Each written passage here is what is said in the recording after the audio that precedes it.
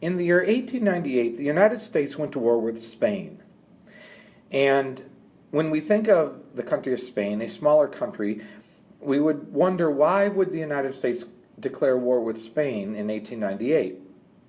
But this is part of the imperialist movement of the United States forward, and the result of the Spanish-American War, which lasted only a few months and cost very few American casualties, led to the expansion of American imperialism in this world. So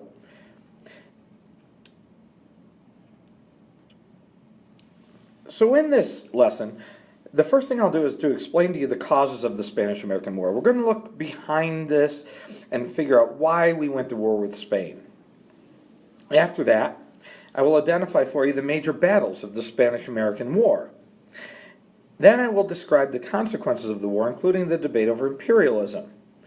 And finally, we will examine the causes and consequences of the Philippine insurrection for American expansion in the world. This slide here shows you some of the important terms, concepts, and people you need to know. You should be able to define each one, explain its importance, and its relevance to the Spanish-American War. So the first thing we'll look at will be the causes of the Spanish-American War.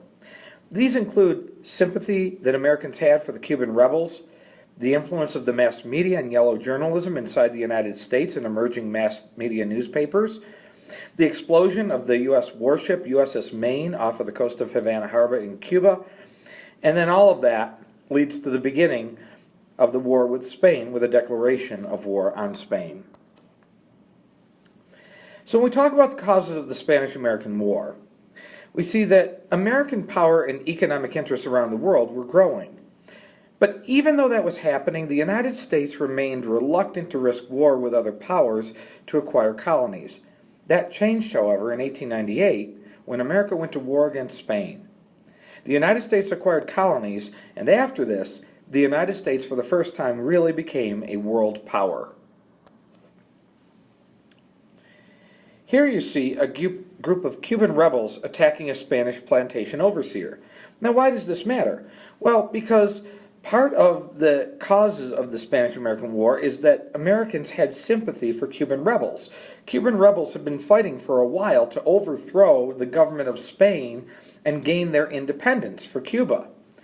And because they were doing this, we saw this as somewhat parallel to our fight for independence against Great Britain back in 1776.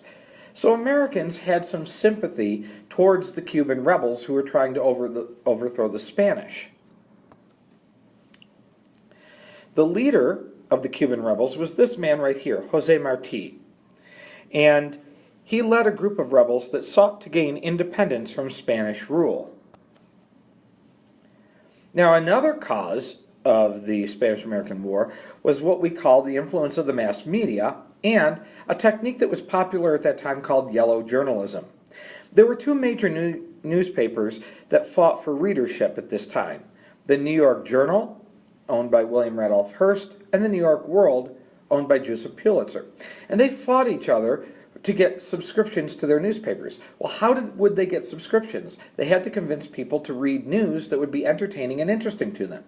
So they developed this technique where they would print stories and pictures that would exaggerate or sensationalize, or sometimes even outright give misinformation about what was actually happening. And this technique became known as yellow journalism. So the New York Journal, which is pictured here, announced the attack on the USS Maine, a warship of the United States that was stationed off of the coast of Havana Harbor in Cuba. Now, you can see the headline on this paper. It says, "Destruction of the warship Maine was the work of an enemy." So immediately, the paper was sensationalizing this explosion that occurred on the USS Maine to attribute it to Spain. The implication was that the Spanish had attacked our ship, and we had to defend our honor by going to war with Spain. So in this sense, the mass media was encouraging the American people to support the president in taking action against the Spanish. So think about it as you look at this. How might headlines like this one affect U.S. public opinion on the possibility of intervention in the Cuban conflict? Would it make Americans more likely to want to go to war with Spain on behalf of the Cuban rebels, or would it make Americans less likely to go to war with Spain? Here you see more graphic illustrations that appeared in some of these newspapers, and this contributed to more of this yellow journalism.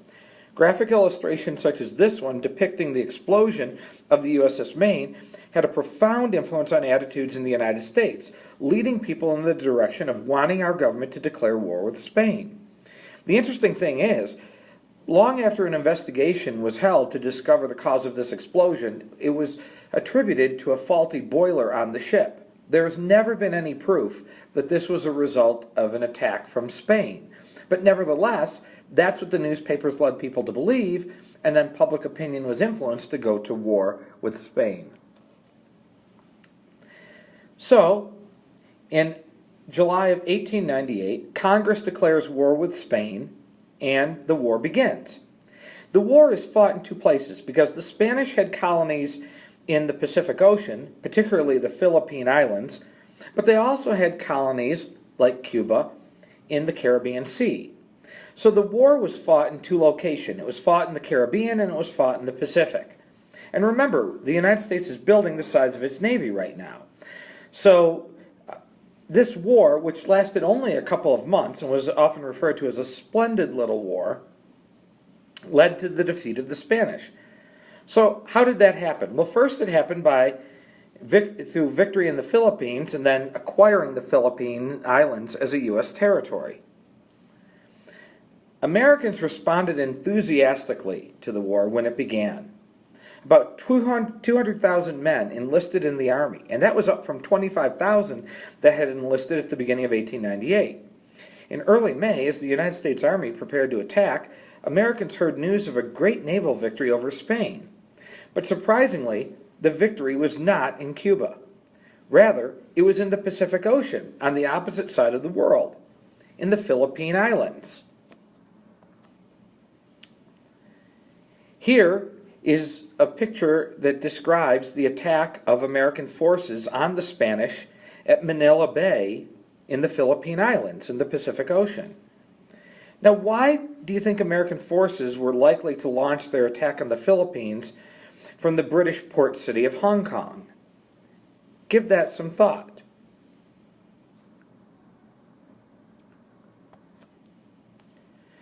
The war against the Spanish was also fought in the Caribbean, where the Spanish had control over Puerto Rico and Cuba. And you can see here that in that war, to help defeat the Spanish in the Caribbean, the United States launched a naval blockade around Cuba, preventing the Spanish from resupplying their troops in Cuba and keeping them starved so American forces could defeat them. So how do you think the U.S. naval blockade affected Spain's troop shipments to Cuba during the Spanish-American War?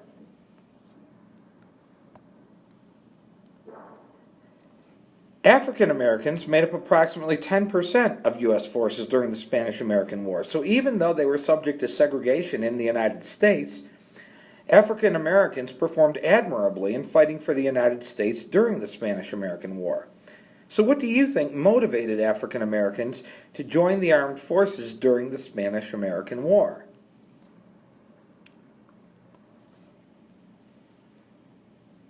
Now, here you see a slide that shows you the causes of American deaths in the Spanish-American War.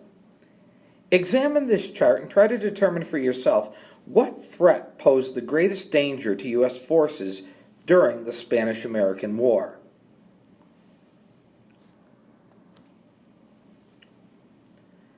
Next, we need to look at the war as a turning point in the development of U.S. expansion and imperialism and its development as a world power.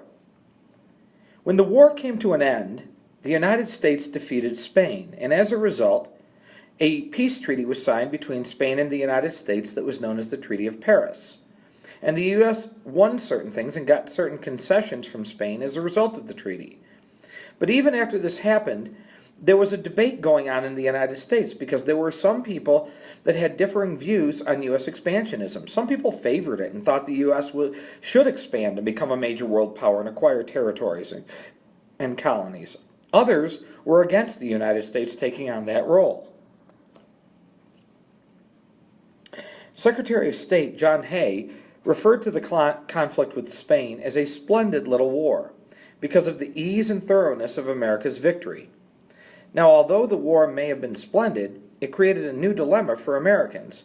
What should the United States do with Spain's former possessions?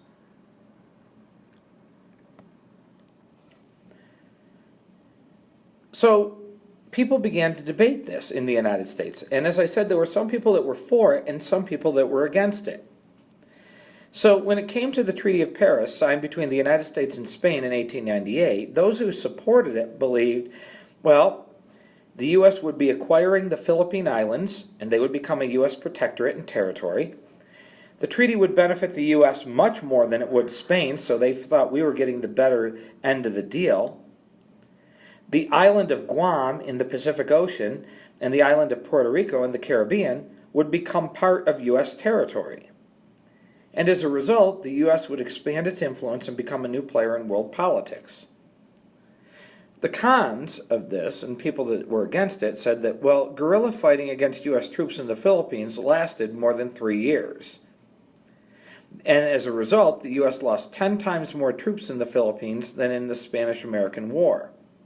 Because of this, public opinion in the U.S. divided over the issue of imperialism in the Philippines, with some Americans being for it and others being against it.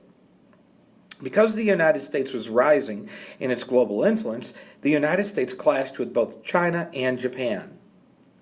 So as you look at this chart and examine the pros and cons of the Treaty of Paris of 1898, how did the Spanish-American War contribute to the rise of the United States as a world power?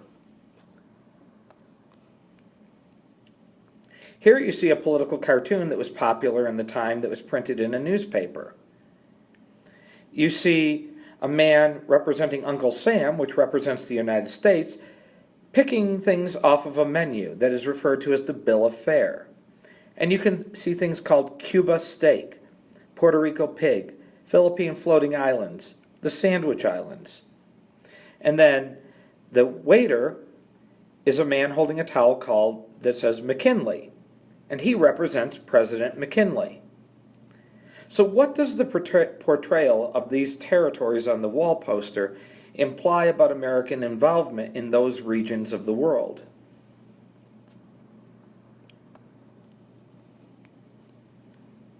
So now, what was the effect of U.S. expansion in the Philippines? Well, one was that guerrilla war erupted in the Philippines.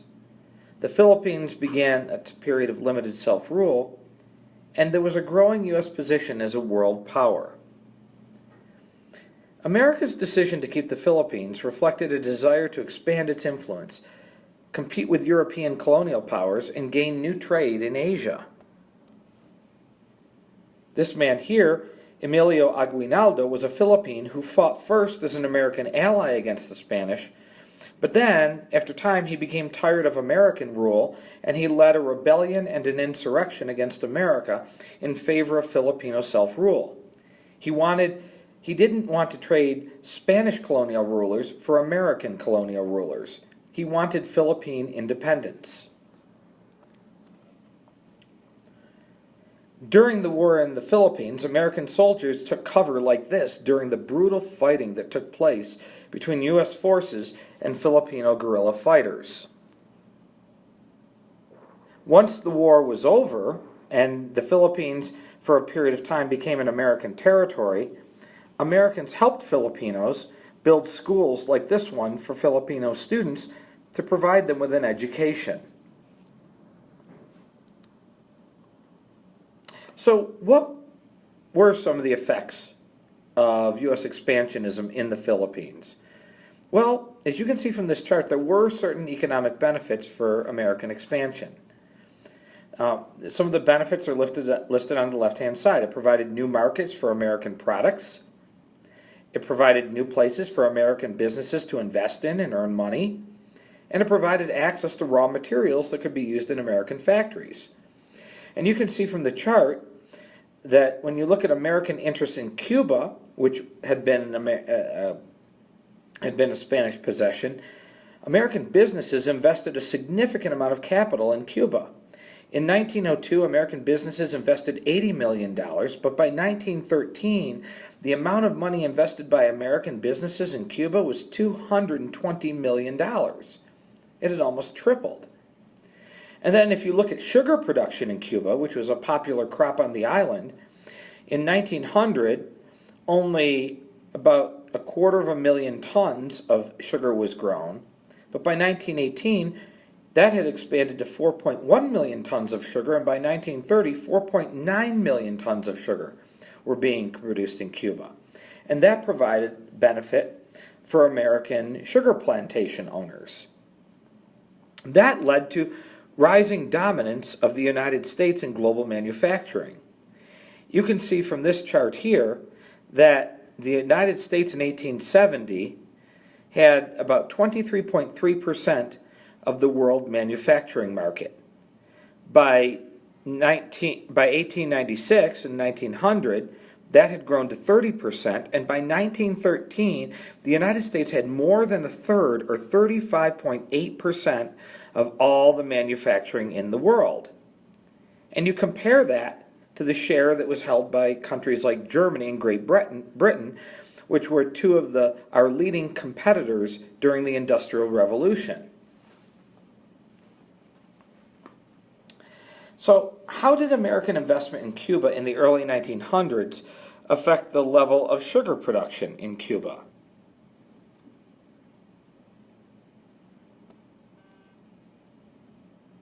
Now, there are some questions here.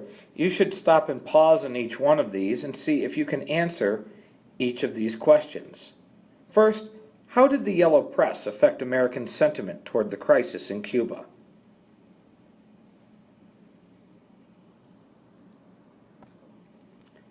Second, which group of soldiers did Theodore Roosevelt lead during the Spanish-American War?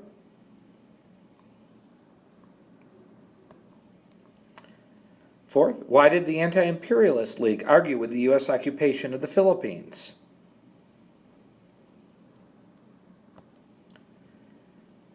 And finally, how did Filipinos respond to U.S. rule in the Philippines? Now, if you had trouble answering any of these questions, you should definitely go in and rework the Pearson activities that are assigned for Lesson 6 on American U.S. expansion in the Philippines, and doing the reading and the interactive activities on Pearson, spending time with them and taking appropriate notes, will help you to do better with quizzes like this. This is the end of this video on the effects of U.S. expansion in the Philippines.